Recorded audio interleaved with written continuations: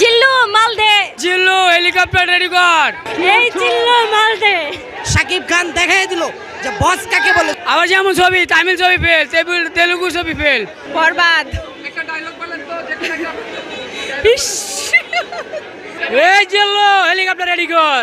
বরবাদ cinema আমার জীবনে এই মানে প্রথমে একটা সিনেমা যেটা অ্যাকশন খুবই ভালো লেগেছে। আমার মনে হয় যে 100 কোটি টাকা আয় করবে, এতে কোনো সন্দেহ নাই। মজিল্লু মাল দে।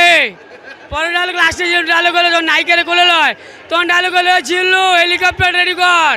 আই ভাই সিনেমা এটা কইতে হইব, এটা বুঝে নিতে হইব। আমাকে ভাব মরতে চেয়ার বুঝেন না।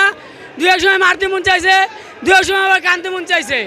আবার যেমন ছবি, তামিল ছবি ফেল, তেলুগু ছবি ফেল। বাংলাদেশের যত সিনেমা আছে সব সিনেমাকে বরবাদ সিনেমা হার মানাই দিছে। এই জিল্লু মালদে।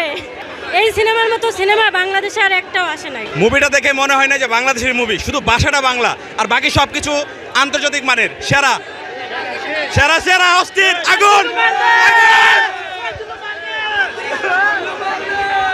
ভাই এটা যদি বাংলা ছবি না বলি তাহলে আমার বাংলাদেশের অপমান করা হবে। শাকিব খান দেখাই দিল যে বস কাকে বলে। শাহরুখ খান, সালমান খান তাদের কাছাকাছি আছে আমাদের বস।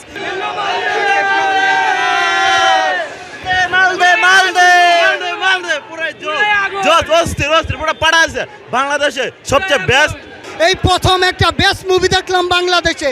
জাস্ট অসাধারণ, কিছু বলার মতো নাই। ভাবছিলাম প্রথমে তুফানের পরে